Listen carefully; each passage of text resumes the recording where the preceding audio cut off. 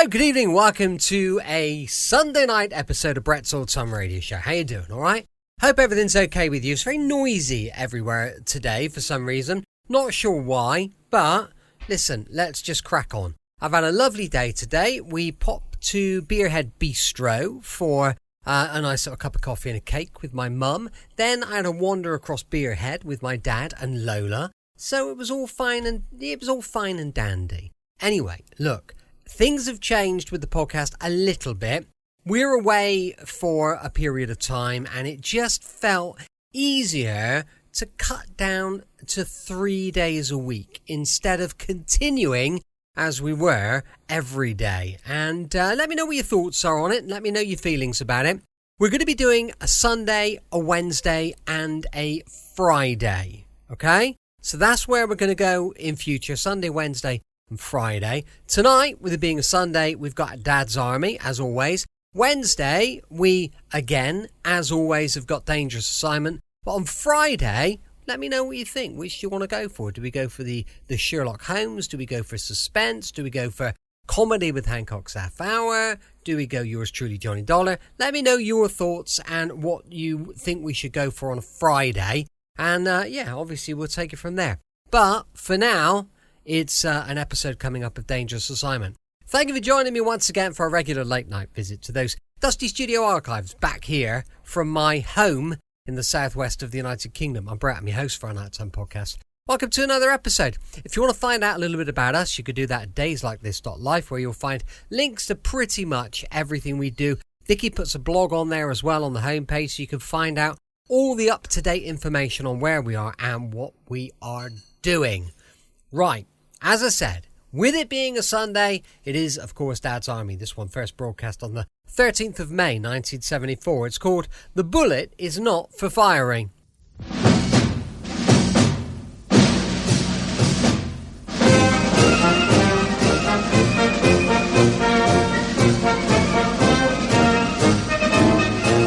We present Arthur Lowe, John LeMessurier and Clive Dunn in Dad's Army. Episode 16, The Bullet Is Not for Firing, featuring Arnold Ridley, with this week's guests, Graham Stark, Frank Williams, Michael Knowles and Timothy Bates. Here is the news, and this is John Snagg reading it. As a consequence of incessant heavy raids on Britain by the German Luftwaffe, that ever-vigilant band of men, the Home Guard, send out their patrols ready to catch any enemy parachutist foolhardy enough to land on British soil. At the Command Nerve Centre, the Vicar's office, in the Church Hall at Walmington-on-Sea, the platoon commander, Captain Mainwaring, and Sergeant Wilson eagerly await the return of their patrol.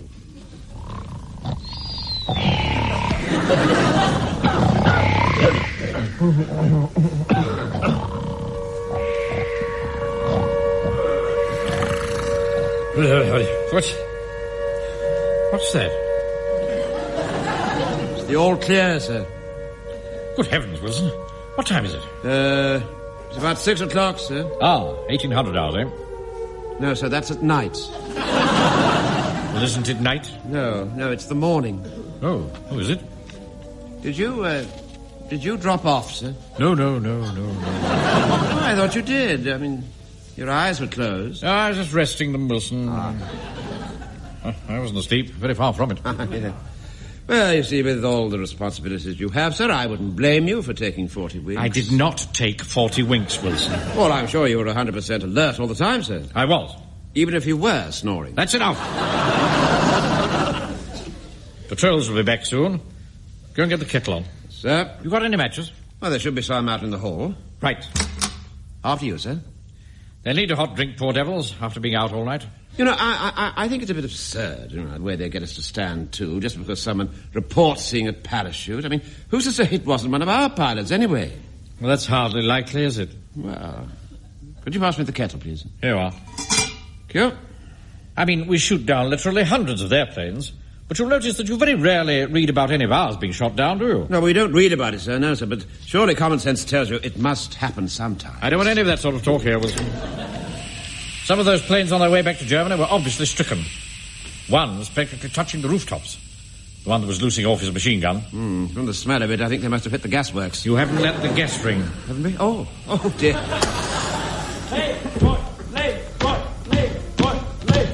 Here are the men now, Wilson. Right, Will. Pick 'em up there, come on. Put some guts into it, pick those feet up, Godfrey. They don't go much higher, I'm afraid.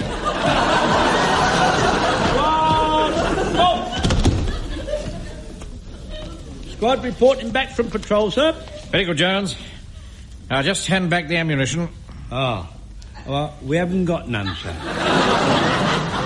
You haven't got none? What have you done with it? Well, I have to report, sir, that we engaged an enemy plane with rapid fire, sir. You did what? It was so low you could almost touch it. Jones here was fixing his bayonet. Are you sure it was one of theirs, Walker? Positive, Sarge. Definitely. Yes, so we let him have it right up, sir.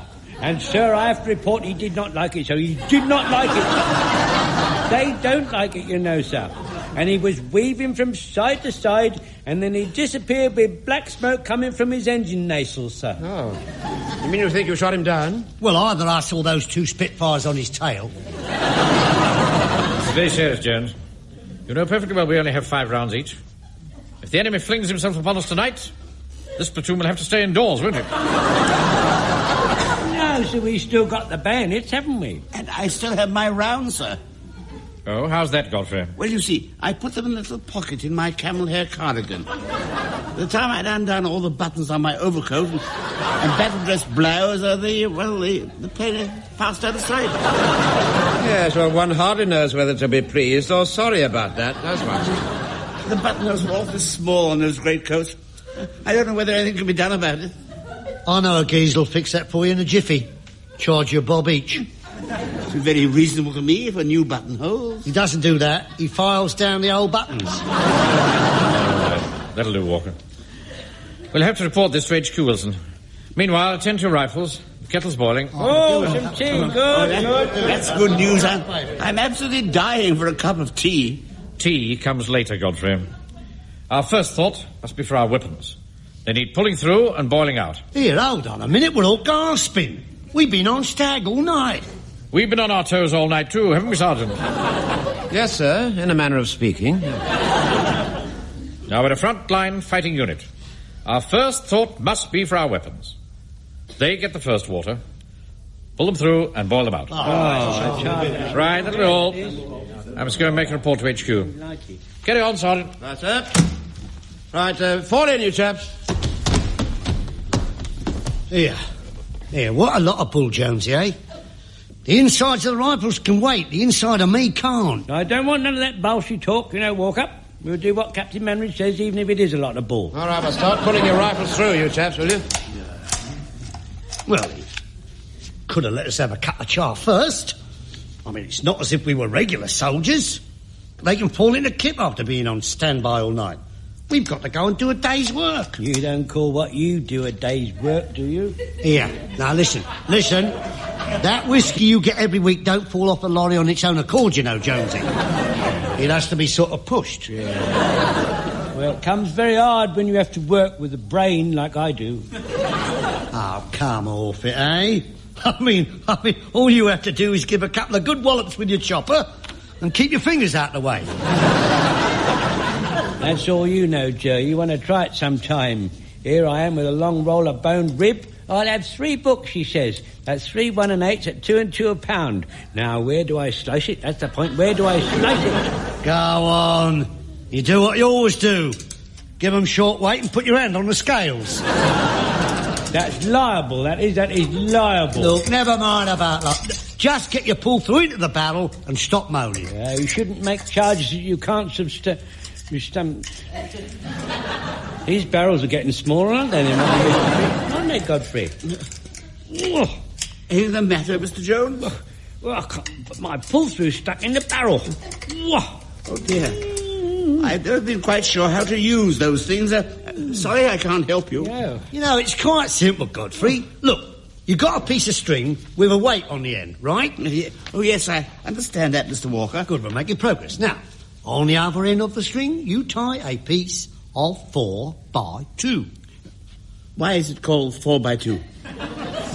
Because it is a piece of cloth measuring 4 inches by 2 inches.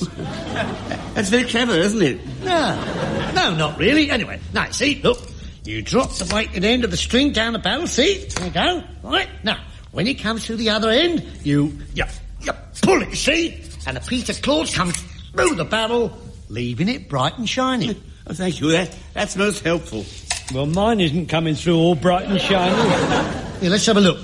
Oh, blimey, Jonesy, what you got on the end of this pull-through? One of your old nightshirts? Here, hang on a minute. I'm just going to have a word with Mr. Mainwaring. Come in. Yes, Walker? This ammo, I think I can get it for you, sir, under the counter, like. No, Walker, thank you very much. Quite out of the question. But how much will it cost? Oh, well, it'll come out about a bob around, Mr. Wilson. No, we couldn't possibly do that. Well, where does it come from? Oh, that's easy. There's an Irish battalion at Gallshead. Well, surely they don't sell their ammunition. You get up the booze at 10 o'clock on a Saturday night, they'd sell you the Pope. Right, that'll be all, Walker. Go and boil your rifle. Oh, well, sorry I spoke. Well, if it's the money you're worried about, sir, I expect we could have a whip round. I won't hear of it, Wilson. It's dishonest. Well, would you object if I got Walker to sort of hire it? What are you talking about? Well, perhaps he could get it on sale or return, you know. What we don't use, we could send back. Look, Wilson, This is war, not the Rotary Club dance. I better see how the men are getting on. They seemed a bit truculent when they came off patrol. Well, I think they're just a bit tired and thirsty, sir. Yes, I better go in and boost their morale. Well, I wouldn't if I were you, sir. You know, Wilson, I sometimes wonder if you have the stomach for this job. Yes, well, there, of course, you have the advantage of me, sir.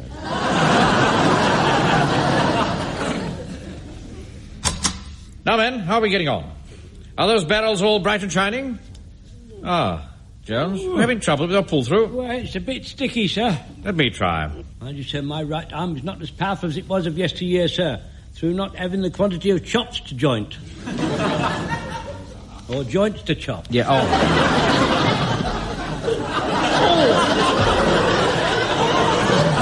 What have you got on the other end of this pull-through?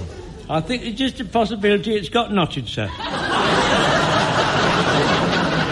Well, let's try some other means then, mustn't we? Just watch this, men, will you? It's a little wrinkle I learned in the last conflict. We tie the end of the pull-through to some immovable object. Now, let me see. Yes, this banister rail should serve the purpose. Just like Roy Rogers ties trigger. Well, roughly speaking, yes, not too bad. There we are. Now, having tied the pull-through securely, take a firm hold of the rifle. Just give me plenty of room here, will you? Now then, all that's needed is a sharp jerk. So!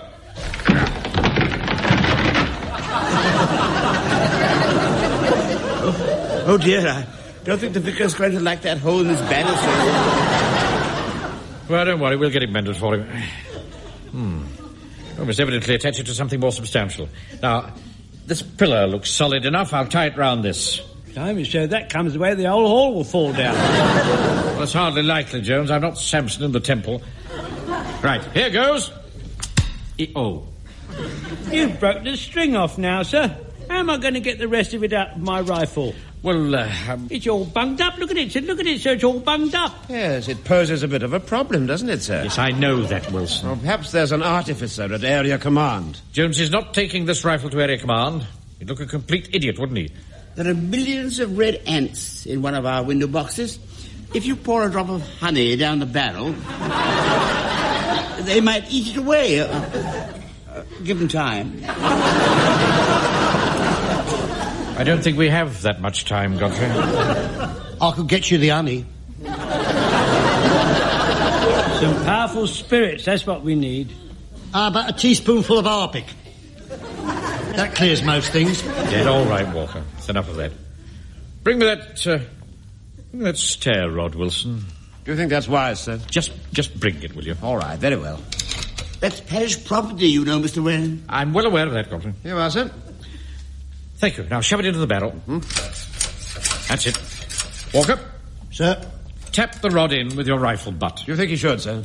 Will you leave this to me, Wilson? I know what I'm doing. Go on, Walker, tap it in. Right.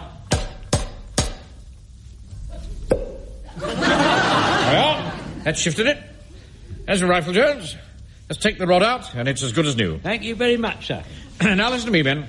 When you leave here this morning, I want you to go back to where you shot at that plane and collect as many used cartridge cases as you can. I shall need them to get replacements from headquarters, so bring them in when you parade tomorrow. Excuse me, sir. What is it? We've got a bit of a problem. Having got rid of the blockage from Jones's rifle, the question is, how do we get the stair rod out of the barrel? What? I'm afraid it's stuck, Mr. Mainwaring. Oh, yes. Well, you'll just have to take it to an artificer at Area HQ. But what shall I tell him, sir? Oh, well, you'll just have to say that you did it during bayonet practice. Tell him you missed the target and ran onto a stair rod. I think that sounds reasonable enough, don't you, Wilson? Oh, yes, sir, yes. I'm sure it happens all the time.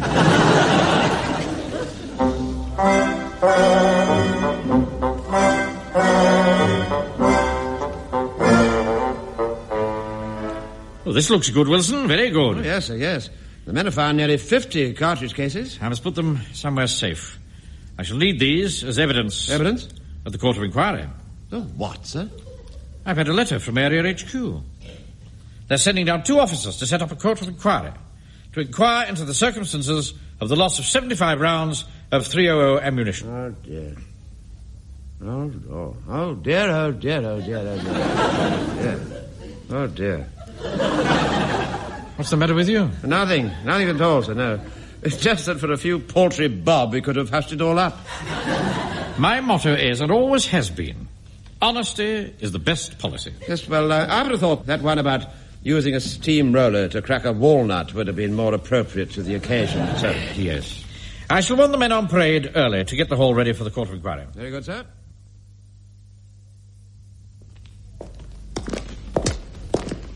This must be it, Pringle. St. Aldham's Church Hall, eh? Is that the Walmington-on-Sea platoon's HQ? Well, apparently. I must say, Marsh, it doesn't seem quite like the General to convene a court of inquiry about a little thing like this, does it? Well, the General didn't want to. It was that pompous little captain fellow, wasn't he? Mainwaring. We just asked quite politely why he needed more ammo. He started to get all regimental, saying he didn't want to cover anything up. That's a damn nuisance. I've got 2 tickets at Leslie Henson's show tonight, taking a wren. Yeah. Is she commissioned? Not really. No. She's a sort of midshipwoman. No. Trust the Navy to think up something like that, eh? We'll cut it short then, eh? You bet. I want to get back. I'm having a 5-shilling utility dinner at the Ritz. I'm taking a fanny. Commissioned? I don't know. They all look alike to me. Come on.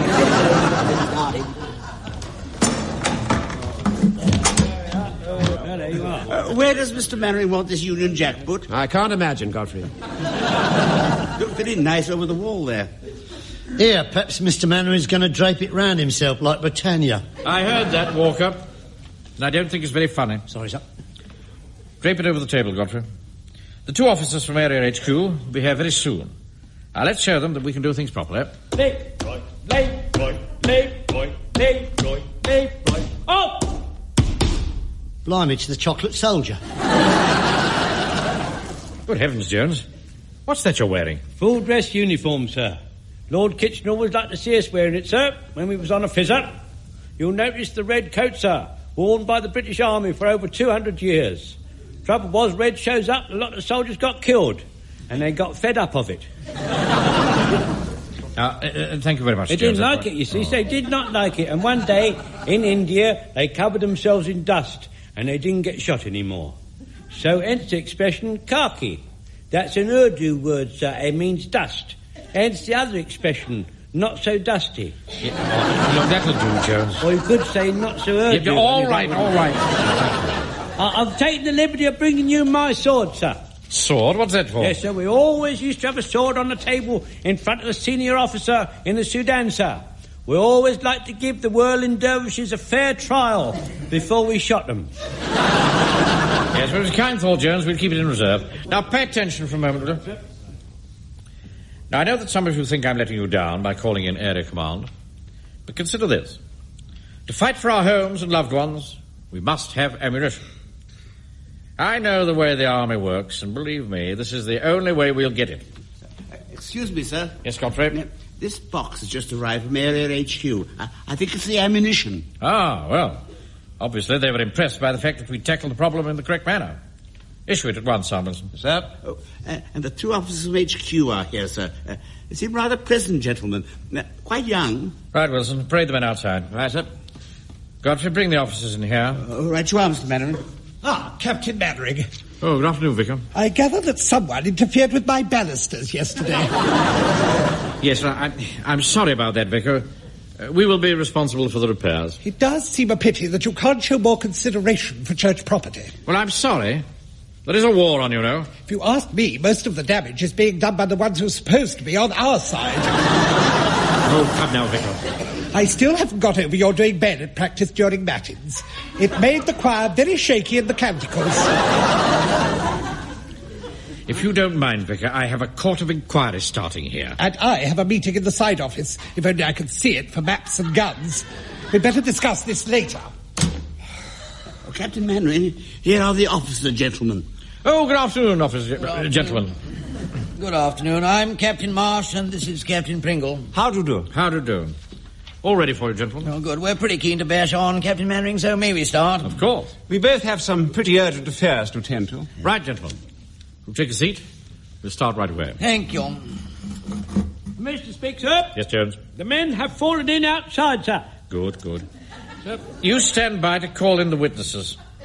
Sergeant Wilson will take down the evidence. And I will now read the order convening the Court of Inquiry. The Court of Inquiry will assemble at St. Aldham's Church Hall, Walmington-on-Sea, at 17:30 hours on Thursday, the 17th of April, to inquire into the loss of 75 rounds of .300 ammunition by number 1 Platoon, B Company, Walmington-on-Sea. Yeah, well, we'll take that notice as read, shall we, Pringle? Oh, yes, let's. Oh, very well, gentlemen. Can we call the first witness? Mr. Speak, sir. Yes, Jones. I would like to volunteer to call the first witness. Call Private Walker. Very good, sir. Call Private Walker. Call Private Walker. Call Private Walker. Call Private Walker. I've called Private Walker. Did someone call me? Yes, just a minute, Walker. I put a man on the door, sir. Right, Wilson, sit down and carry on taking notes, will you? Now, Walker, let's get started. Yes, sir. The witness is ready for you, Captain Marsh. Thank you. What's your name? Joe Walker, sir. Wholesale supplier, scrap dealer and private. What happened? Yeah, just excuse me, Captain Marsh. Shouldn't the witness be on oath? Well, he doesn't have to be, but I suppose if you want it that way, you can swear him. It's my experience, gentlemen, that if you do a thing the right way, there are no comebacks. Hand me the Bible, Wilson. I haven't got one, sir. You haven't got one. I told you to provide a Bible. You never said a word about a Bible, I sir. distinctly remember telling you to bring a Bible. When I told you to order the extra milk. Here, I know what I can lay my hands on one, Captain Mainwaring. A quid, gold letters on the back, authorised version, no rubbish. There's no time for that, Walker. We're allowed to take evidence without oath. Why don't we just get on with it? Well, under the circumstances, I think perhaps we should. Here, Mr. Mainwaring, if you want to play it my way, I can lay my hands on 75 rounds at 8 o'clock tonight, £2.10. Continue with your evidence, Private Walker. Take this down, Wilson. Right, sir. Oh, well. We were swanning around by the waterworks like, minding our own business, when out comes this dirty great idol. Look at that Jonesy, I says. Jonesy's the corporal, you see. Just a minute. Do you mind? Excuse me. What is it now? Well, you see, if I'm supposed to be taking all this down, do you understand? And I've only got as far as swanning around. We've got the gist of it. Carry on, Walker. Right, well, look at that, I says. What, says Jonesy? A big angle, I says. Where, he says. There, I says. I can't see it, he says. His eyes being on the blink, of course, him being the age he is. Of course, he's over 70, you know, and a little bit deaf. I've heard that. All right, James, I think you'd better wait outside. Yes, right, sir, I will. I'll wait outside, sir. Right, sir. Thank you very much, sir. I shall be on my way outside, sir. Thank you, sir. Just going outside, sir. Right, sir. Oh. Now, Walker. Just, Mr. Mainwaring? Yes? I'm outside now, sir. Now, Walker, just tell us about the shooting as quickly as you can. Yes, sir. Sorry, sir. So, we shot at him. I'm afraid we'll need a teeny-weeny bit more detail than that. I was giving him more detail, wasn't I? Look, now, suppose we take it from the point where you loaded your rifles. It's a good idea, Wilson. We loaded them before we left the hall. Who gave the order to fire? Jonesy. Corporal Jones. Put that down, Wilson. Jones gave the order to fire. I think we're getting somewhere now, gentlemen. Oh, praise God in His holiness. What in heaven's name is that? Excuse me, gentlemen. I'll deal with this. Excuse me, Vicar. Vicar! Just a moment, ladies and gentlemen. What's the matter, Mr. Mainwaring? Look, I've got a very important court of inquiry going on in the hall, and I can't have all this. I beg your pardon, Mr. Mainwaring, but it is the church's hall, you know. No, it isn't. It's been requisitioned. Not this office. This is still church property. We can't carry on in there with all this noise. If you can do your blood-curdling bayonet practice during my responses, I can do my jubilati during your inquiry.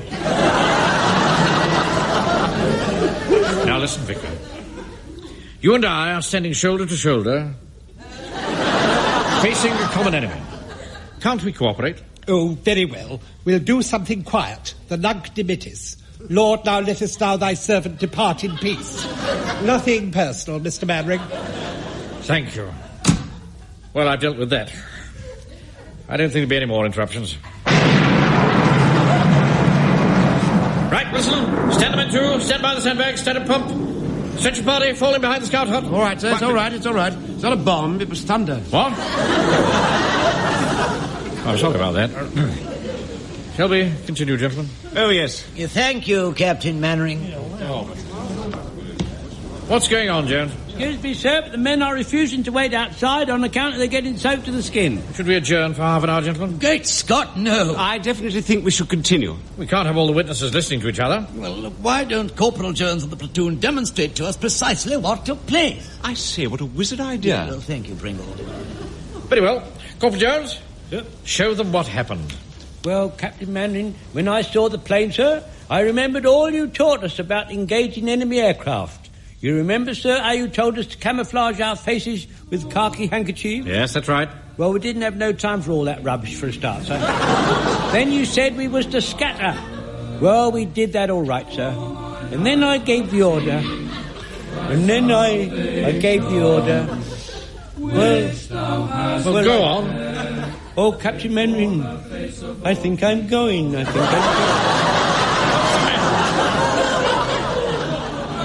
I can hear angels' voices, sir. Oh, Jones, it's not angels.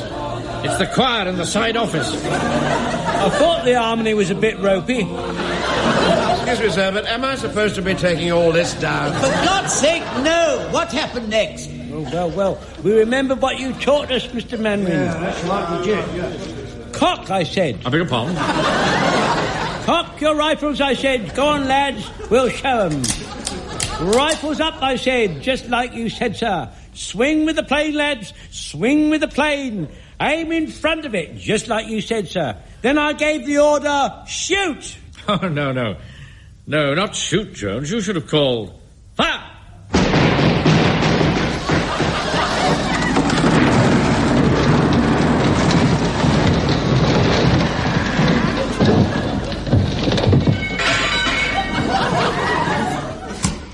What on earth was that noise? Oh, really, look at my roof. You're vandals, a bunch of vandals. Sorry about that, Vicar. Captain Marsh, Captain Pringle, would you be free to attend another inquiry, say, sometime next week? Oh, no!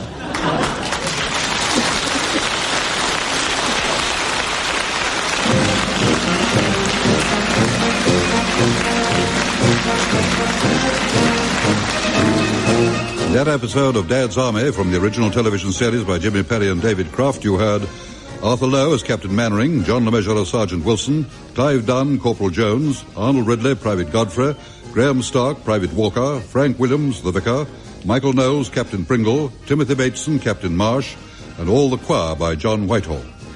The Bullet Is Not for Firing was adapted for radio by Michael Knowles and Harold Snowd and produced by John Dias.